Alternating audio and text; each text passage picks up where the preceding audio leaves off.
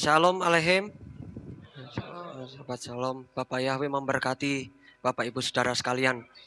Ya, sebelumnya saya senang sekali karena ini baru pertama kali ya saya bisa ada di tempat ini.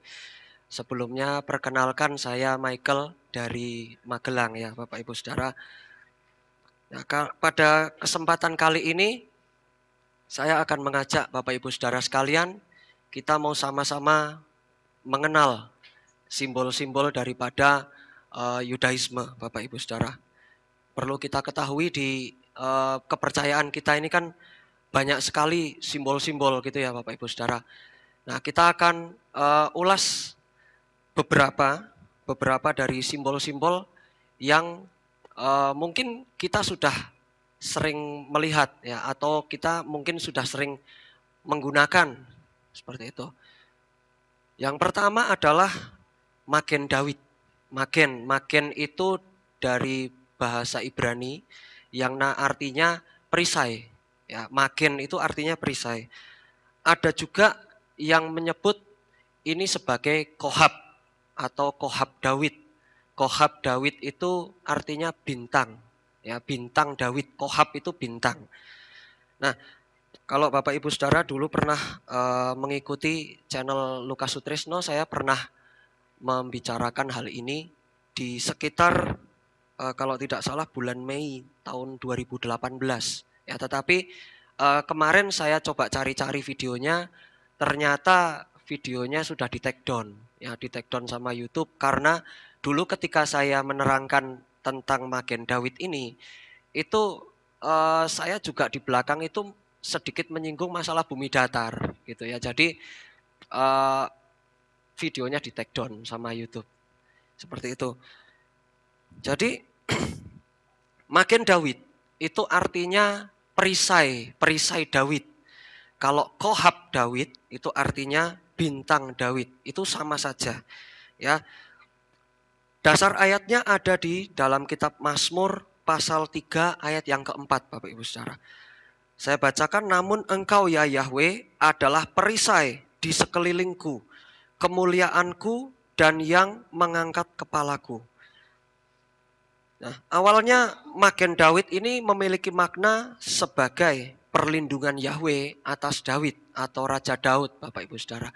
Kalau kita tahu Raja Daud itu adalah seorang pemazmur ya. Dia pada zaman dulu merupakan seorang penyanyi. Jadi kata-katanya itu puitis gitu ya. Kalau kita baca kitab Mazmur itu banyak dari Mazmur Daud itu rata-rata puitis karena Raja Daud itu adalah seorang pemazmur, adalah seorang penyanyi. Seperti itu. Kemudian kalau kita mau mempelajari ya Bapak Ibu Saudara, bintang Daud itu sebenarnya bukanlah simbol resmi ya, bukan merupakan simbol resmi yang tertulis di Torah. Kalau Bapak Ibu Saudara cari di kitab Torah itu tidak ada ya, tidak ada Magen Daud atau bintang Daud.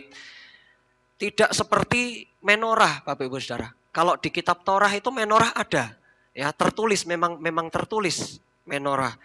Kemudian shofar itu juga ada di Torah. Kemudian lulav itu apa? Lulav itu yang seperti yang kita ayun-ayunkan waktu Sukot gitu Saudara ya. Ada 4 jenis tumbuh-tumbuhan. Itu namanya lulav. Mereka itu ada di kitab Torah. Tetapi kalau Magen Daud itu tidak tertulis di kitab Torah. Tetapi Magen Daud ini sudah digunakan jauh sebelum jauh setelah Yesua itu ada, Bapak Ibu Saudara, atau sekitar ribuan tahun yang lalu. Ya, dulu itu ada sebuah batu yang bergambarkan heksagram Magen Daud. Itu dari lengkungan sinagog, itu diperkirakan di awal abad ketiga, Bapak Ibu Saudara. Di abad ketiga sampai abad keempat, itu ditemukan di sekitaran Galilea. Jadi Magen Daud atau bintang Daud itu sudah digunakan dari zaman dulu. Kemudian awal penggunaannya itu adalah sebagai simbol dalam konteks orang-orang Yahudi. Itu diperkirakan terjadi sekitar awal abad ke-11. Nah, keluarga Rothschild, Bapak Ibu Saudara, itu juga menggunakan simbol Magen David. Tetapi Magen David yang digunakan oleh Rothschild itu warnanya merah, Bapak Ibu Saudara. Kalau yang digunakan oleh orang Israel itu warnanya biru, ya. Tapi kalau Rothschild itu dia pakainya warna merah. Ini adalah simbol dari lambang keluarga Rothschild, Bapak Ibu Saudara. Nah, makna simbolis dari bintang Daud itu ada beberapa, Bapak Ibu Saudara. Yang pertama adalah segitiga yang mengarah ke atas, seperti ini, ya, segitiga ke atas. Itu melambangkan manusia yang mengarahkan diri kepada Yahweh atau menghadap ke Shamayim, ya, karena segitiganya ke atas, dia menghadap ke Shamayim. Jadi istilahnya melambangkan manusia yang berhubungan langsung kepada Yahweh. Kemudian segitiga yang ke bawah, yang menghadap ke bawah ini, itu adalah turunnya kasih karunia Yahweh kepada dunia. Jadi ada timbal balik antara manusia kepada Yahweh dan Yahweh kepada manusia. Kemudian kalau kita melihat Yesua itu ketika disalib, itu juga tangannya terpaku, ya, mengeluarkan darah di sini dan kakinya, ya, berbentuk seperti segitiga yang ke bawah.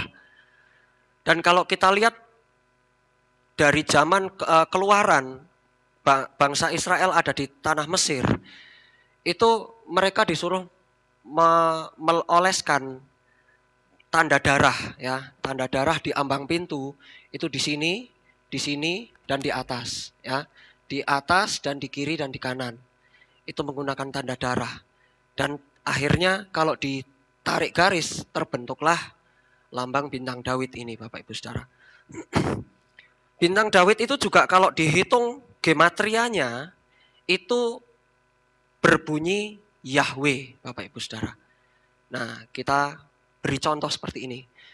Ini bintang Daud, ini kita kasih angka, ya, di setiap titik ini kita kasih angka, ini 1, ini 2, ini 3 di sini, 4, terus 5, 6, 7-nya di sini, kemudian 8, kemudian 9-nya di sini, 10, 11, 12. Nah, yang pertama, kalau kita tarik garis seperti ini. Ini 10, 2, 5, 9. 10 ditambah 2 tambah 5 tambah 9, nilainya 26, Bapak Ibu Saudara. Kalau kita mau hitung angka gematria dari Yod, He, Waw, He, itu 26, ya. Yod itu 10, He itu 5, Waw itu 6, He itu 5. 26. Kalau kita tarik garis seperti ini 26, Bapak Ibu Saudara. Kalau kita tarik garis dari sini, 9, 6, 4, 7, juga 26. Kalau kita tarik garis yang di sini, 10, 1, 8, 7, juga 26, Bapak Ibu Saudara. Kalau kita tarik garis yang di sini, 11, 8, 4, 3, itu juga 26. Kalau kita tarik yang di sini 11, 1, 2, 12 itu juga 26. Yang di sini 12, 5, 6, 3 itu juga 26. Nah, kalau kita tarik segitiga 12 tambah 11 tambah 3 juga 26.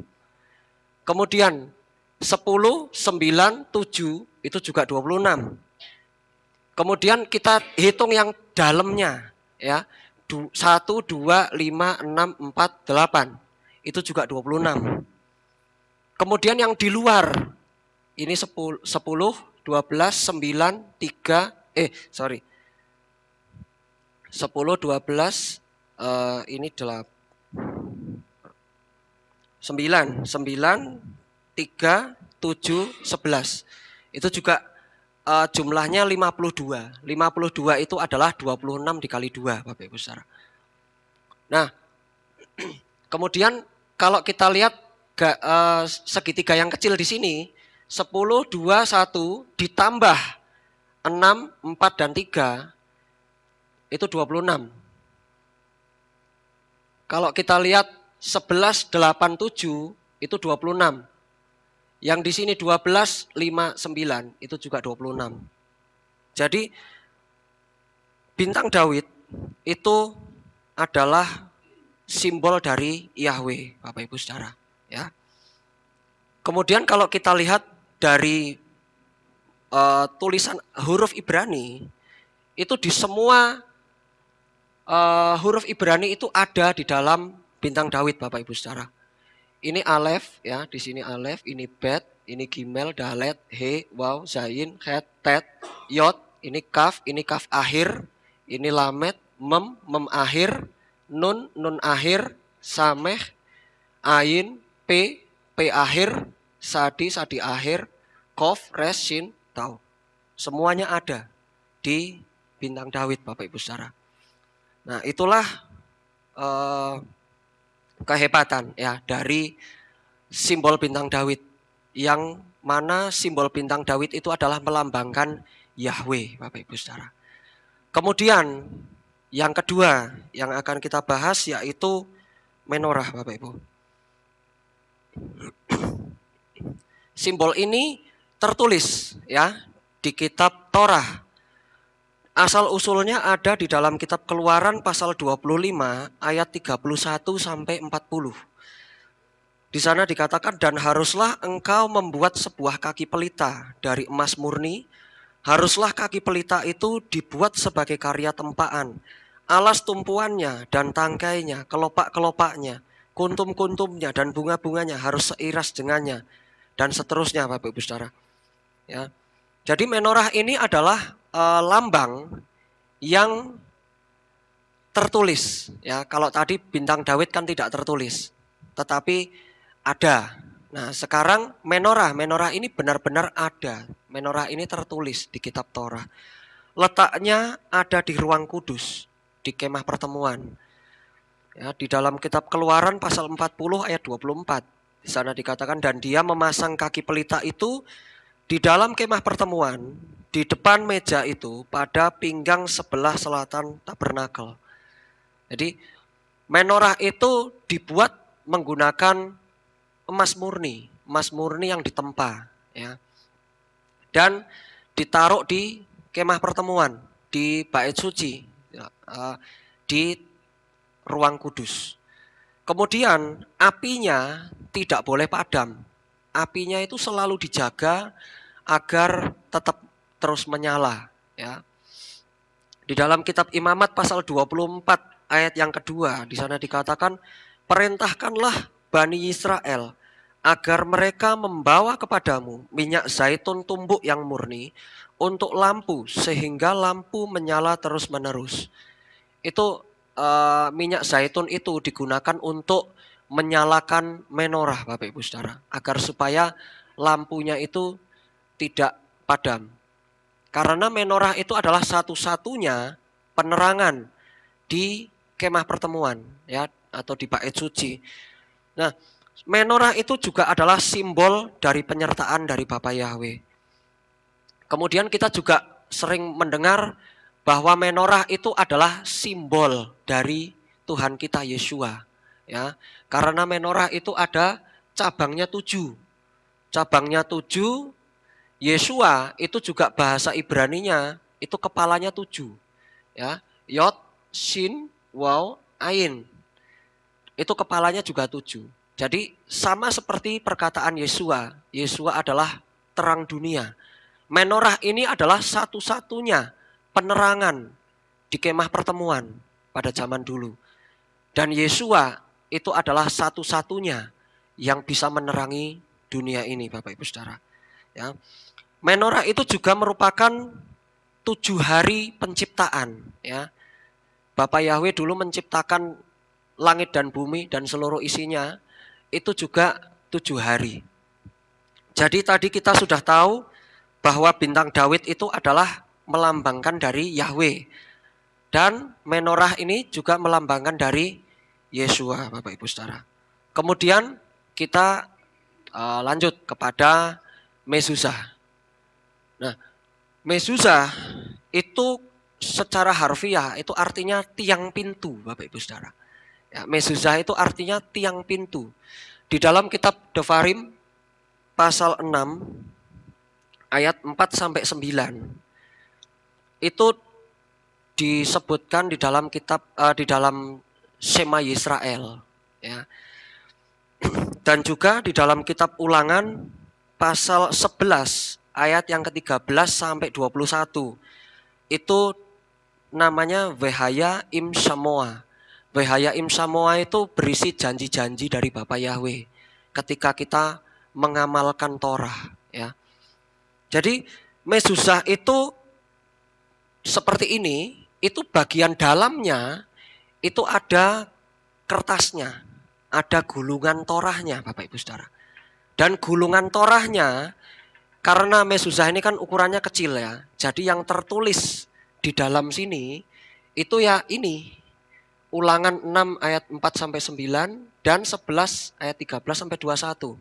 Tertulis di dalam mezuzah. Seperti itu, ya. Nah, desain mezuzah itu juga bermacam-macam, Bapak Ibu Saudara. Desain mezuzah itu ada yang seperti ini, ya. Ini hurufnya shin. Ada yang huruf shin seperti ini tapi ada yang bertuliskan dua loh batu. Ada juga yang Shaddai, tulisannya Shin Dalet Yod, itu dibaca Shaddai, ya. Nah, Shin Dalet Yod itu bisa secara langsung dibaca Shaddai, tetapi juga bisa dibaca Shomer Daltot Israel, ya. Shomer Daltot Israel artinya penjaga pintu-pintu Israel. Yahweh sebagai penjaga pintu Israel, ya. Nah, makna simbolisnya yaitu sebagai pengingat akan firman Yahweh. Kalau kita mau keluar dari rumah atau kita mau masuk ke dalam rumah, itu kita diingatkan bahwa Tuhan kita itu Yahweh, ya. Kalau kita keluar dari rumah, kita memegang mezuzah, itu secara langsung kita menyatakan bahwa Tuhanku adalah Yahweh. Aku kalau mau keluar, mau pergi, aku dijaga sama Bapa Yahweh. Kalau kita masuk ke dalam rumah, kita juga memegang mezuzah, yang artinya di dalam rumah ini Yahweh menjaga saya. Artinya seperti itu, Bapak Ibu. Kemudian simbol yang selanjutnya yaitu talit, Bapak Ibu Saudara. Ya, talit itu sebenarnya adalah selendang doa atau penutup tubuh, ya. Pada zaman dulu kan kalau mau ibadah itu harus menggunakan penutup tubuh. Penutup tubuh itu disebut talit, ya. Nah, talit itu adalah selendang doa, biasanya memiliki motif, ya, bergaris-garis, motif garis-garis. Biasanya warna biru, garisnya warna biru atau warna hitam. Ada juga yang warnanya silver, tapi ada juga yang berwarna-warni, Bapak Ibu Saudara, ya. Nah, talit itu tidak secara langsung tertulis di dalam kitab Torah. Yang tertulis itu adalah sit-sitnya, ini, ya. Yang tertulis itu adalah sit-sitnya, bukan talitnya.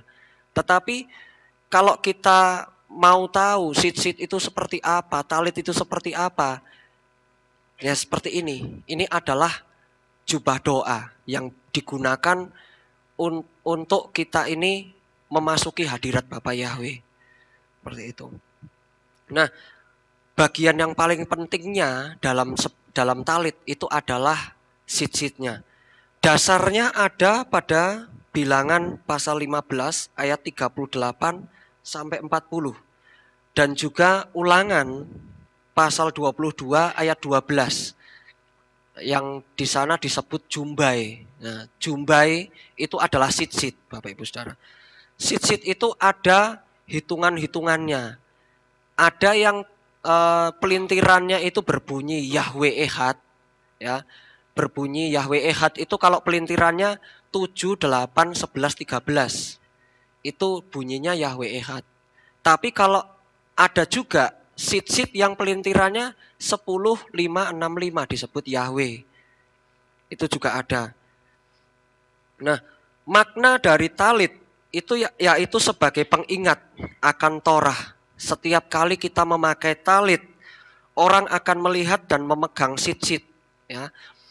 Artinya memegang nama Yahweh dan taat perintah Yahweh. Kenapa? Karena di sit-sit ini tertulis nama Yahweh, ya. Di kumparan dari sit-sit ini ada nama Yahweh. Nah,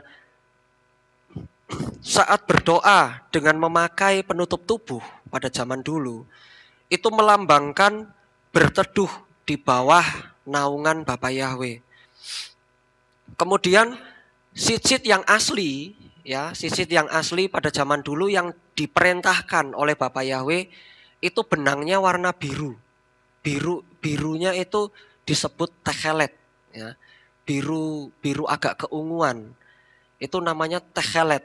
Techelet itu melambangkan langit dan juga laut sebagai tahta dari Bapa Yahweh, ya. Nah, satu benang biru yang paling panjang, jadi di sit-sit itu biasanya ada benang biru yang paling panjang, satu helai, itu artinya tetap setia menanti kedatangan Yesua yang kedua. Nah, kalau kita melihat talit itu ada bagian-bagiannya, ya. Ini adalah kainnya, kain talit. Nah, di sebelah sini itu adalah atarah. Atarah itu artinya mahkota. Mahkota itu biasanya ada doa berkatnya. Doa berkat menggunakan talit. Biasanya tertulis dalam bahasa Ibrani, Baruch ata Yahweh Eloheinu melech haolam asher kidesyanu bemitzvota vetsifanu lehit atef basitsit. Itu artinya ketika kita itu memakai talit, kita itu melaksanakan Torah dengan kita menggunakan sit-sit. Nah, seperti itu. Kemudian ini adalah sit-sitnya. Nah, sit-sit ini juga ada aturannya Bapak Ibu Saudara. Sit-sit itu tidak bisa atau tidak boleh terkena di lantai. Ya, tidak bisa diseret di lantai. Karena apa? Karena itu adalah nama Yahweh. Dan nama Yahweh jangan ditaruh di lantai. Seperti itu, ya. Itu adalah aturan, sebenarnya adalah aturan resmi dari kaum Yahudi. Kemudian talit itu juga tidak bisa dibawa ke kamar mandi Bapak Ibu Saudara. Karena sit-sit itu kudus dan kamar mandi itu dianggap sebagai tempat yang kotor. Tidak bisa membawa nama Yahweh di tempat yang kotor. Seperti itu. Nah, di dalam Torah itu kembali tidak disebutkan tentang talit. Hanya sit-sitnya saja yang tertulis. Tetapi ada aturan tentang ukuran talit gadol menurut halakah atau hukum rabinik, ya. Aturan dalam pembuatan talit atau penggunaan talit itu diatur dalam hukum rabinik atau halakah. Talit itu harus cukup besar, ya. Cukup besar untuk bisa menutupi tubuh. Cukup besarnya seberapa? Itu dari kepala itu sampai minimal sepinggang, Bapak Ibu Saudara. Itu adalah aturan resmi dari talit. Jadi talit itu harus bisa menutupi kepala sampai sekitar pinggang. Syukur-syukur kalau lebih panjang sedikit sampai ke bagian belakang paha, itu ukurannya pas. Tetapi kalau di atas pinggang itu terlalu kecil, dianggap talit itu tidak sah sebagai alat penutup badan, ya, atau alat penutup tubuh. Karena simbol utama dari talit kan penutup tubuh. Kalau terlalu kecil itu tidak bisa menutupi tubuh, seperti itu, ya. Kemudian jenis-jenis talit itu juga ada bermacam-macam. Yang tadi adalah talit gadol atau talit besar. Kemudian ada di sini talit katan, ya. Yang ini namanya talit katan, yang ini namanya talit mesianik. Talit mesianik itu biasanya digunakan oleh kaum-kaum Yahudi mesianik yang memakai talit tetapi dia sudah menerima Yesua. Biasanya di atarahnya itu ada tambahan doa berkat yang mengagungkan Yesua Hamasyah. Seperti itu. Nah, talit katan itu bisa digunakan seperti ini ya, di luar baju sebagai rompi, atau juga bisa seperti ini sebagai kaos dalam, Bapak Ibu Saudara. Ya. Dan sit-sitnya keluar. Ya, kalau kita lihat ada orang seperti ini Yahudi ortodok, dia nggak pakai talit tapi kok ada sit-sit di pinggangnya, itu artinya dia itu pakai talit dalam bentuk kaos dalam, Bapak Ibu Saudara. Ya. Sit-sit ini itu bukan ditaruh di celana, Bapak Ibu Saudara. Ada sebuah kesalahan yang pernah dijelaskan. Sit-sit itu letaknya di keempat sudut dari talit, ya, bukan di celana. Jadi kalau Bapak Ibu Saudara lihat seperti ini bukan ditaruh di celana, dia tetap ditaruh di talit katan. Keempat sudut itu melambangkan 2 di depan dan 2 di belakang. Seperti itu, 2 di kanan dan 2 di kiri. Nah, makanya kalau saya pakai talit seperti ini, yang 2 dia ada di depan dan yang 2 ada di belakang. Seperti itu. Ini juga 2 yang depan ada 2 kiri kanan, yang belakang juga ada 2 kiri kanan. Nah, aturan dari talit itu adalah aturan dari sit-sit itu dipasang di keempat sudut, ya, keempat sudut dari kain penutup seperti itu. Nah, kemudian kita berbicara yang selanjutnya yaitu simbol chai.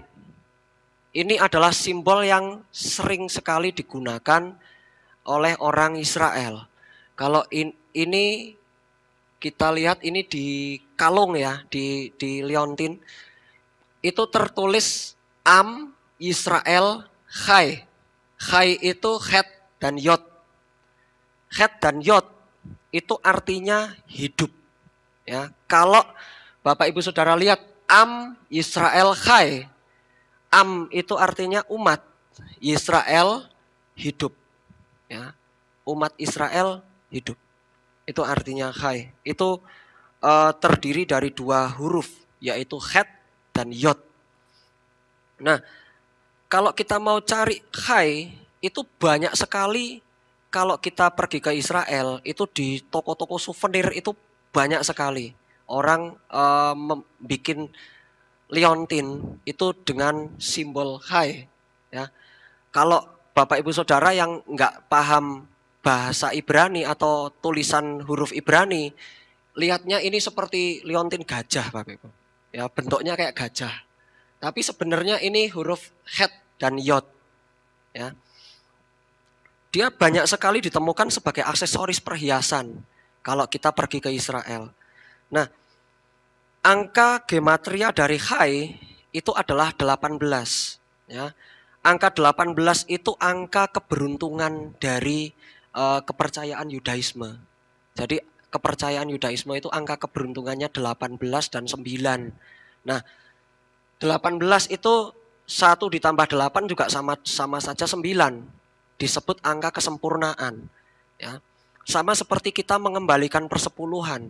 Kalau persepuluhan itu kita punya 10, kita kembalikan 1/10, kita menjadi punya 9. Dan 9 itu angka kesempurnaan. Seperti itu. Nah, kemudian yang berikutnya, simbol yang ada di Israel yaitu buah delima, Bapak Ibu Saudara. Ya. Buah delima itu dalam bahasa Ibrani itu disebut rimon. Rimon itu buah delima. Ya. Delima itu adalah simbol dari kemakmuran tanah perjanjian. Kalau Bapak Ibu Saudara membaca di dalam kitab Ulangan pasal 8 ayat 8, itu buah delima itu disebutkan sebagai salah satu dari hasil panen dari tanah Kanaan. Ya, disebut sebagai simbol kemakmuran. Delima itu termasuk dalam sifat haminim. Sifat haminim itu artinya 7 jenis hasil tanah Israel. Jadi delima itu adalah buah nasional, ya, buah nasional dari Israel itu delima, Bapak Ibu Saudara. Hasil panen nasionalnya itu delima. Nah, di dalam kitab Keluaran pasal 28 ayat 33, di sana dikatakan, dan pada kelimnya haruslah engkau membuat buah-buah delima dari benang nila dan ungu dan kirmisi. Pada kelimnya, di sekelilingnya juga ada giring-giring emas di tengah-tengahnya, di sekelilingnya. Kalau kita bicara Keluaran pasal 28 ayat 33, itu Bapak Yahweh sedang memerintahkan Mose untuk membuat baju imam besar, Bapak Ibu Saudara. Baju imam besar yang akan digunakan oleh Harun dan keturunan-keturunannya.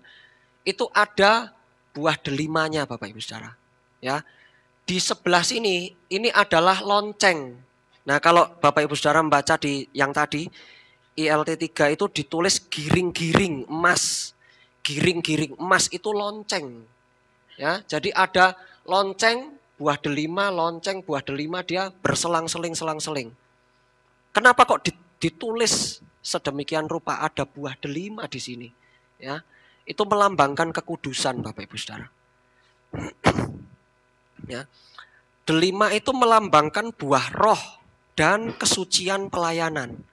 Makanya kalau di talit, Bapak Ibu Saudara, kalau Bapak Ibu Saudara pergi ke Israel, beli talit yang kosher, itu biasanya kalau atarahnya buah delima seperti ini, itu harganya paling mahal. Nah, kenapa? Karena ini adalah melambangkan kesucian buah roh. Ya, ada lonceng dan berselang-seling dengan buah delima. Kalau orang yang menggunakan atribut ini, keturunan Harun yang tidak kudus, menggunakan atribut ini, dia masuk ke dalam bait suci, ke ruang maha kudus. Kalau loncengnya tidak berbunyi, artinya orangnya mati di dalam. Berarti orang itu tidak dalam kekudusan. Seperti itu. Ya. Kemudian delima itu juga melambangkan Torah, Bapak Ibu Saudara. Kalau tadi kita melihat bintang Daud itu Yahweh, menorah itu Yesua. Nah, delima itu Torah. Delima itu simbol dari Torah. Kenapa? Karena biji delima yang baik yang ada di Israel itu jumlahnya ada 613. Ya, 613 itu adalah perintah dalam Torah. 613 peraturan Torah. Itu jumlahnya 613. Sama seperti buah delima. Itu bijinya jumlahnya 613. Yang buah delima yang baik. Seperti itu. Tapi kalau kita cari di Indonesia itu susah sekali kalau cari yang nilainya 613 ya. Paling kalau agak besar itu sekitar 200-300-an. Saya pernah ngitung soalnya. Ya, kalau yang masuk ke Indonesia tidak sampai 613. Tetapi kalau Bapak Ibu Saudara pergi ke Israel dan cari delima yang benar-benar premium, itu nilai bijinya itu 613 di sana. Buahnya besar sekali. Ya. Kemudian pada hari raya Yom Teruah atau hari raya Rosh Hasanah ya, dalam pergantian tahun, selain makan apel dan madu, itu sebenarnya ada kelanjutannya, Bapak Ibu Saudara. Setelah makan apel dan madu, itu orang Israel memakan buah delima dan juga memakan kepala ikan. Ya. Simbolnya apa? Kalau kita tahu apel dan madu itu adalah doa untuk tahun yang manis, ya, seperti apel dan madu itu manis. Kalau buah delima itu simbol doa agar banyak amal baik dan bisa melaksanakan Torah sepanjang tahun. Itu orang makan buah delima dalam konteks Rosh Hashanah. Kemudian kepala ikan, ya, mereka juga waktu Yom Teruah itu juga makan kepala ikan, Bapak Ibu Saudara. Itu melambangkan doa agar menjadi kepala, bukan menjadi ekor. Seperti itu. Ya. Jadi sebenarnya masih ada banyak sekali simbol-simbol ya yang ada di kitab Torah, tetapi pada kesempatan kali ini saya hanya cukupkan sampai di sini, ya. Sebenarnya kan masih ada shofar, masih ada singa Yehuda, ya, singa Yehuda, arai Yehuda juga ada. Kemudian simbol apa lagi itu yang ada di Sukot, Lulav, ya, ada empat jenis tumbuhan yang diayon-ayonkan. Itu juga tertulis di dalam kitab Torah. Tetapi kita sebagai pengikut dari Yeshua HaMashiach, kita setidaknya kita mengetahui, ya, ada banyak simbol-simbol yang bisa kita pergunakan untuk kita ini beribadah kepada Bapa Yahweh. Dan juga simbol-simbol tersebut banyak sekali doanya, ya, sebagai permohonan doa atau sebagai rasa ucapan syukur kalau kita menggunakan simbol-simbol tersebut, ya. Kira-kira cukup sekian. Amin. Terima kasih. Bapak Yahweh memberkati. Saya kembalikan kepada Bapak Gembala.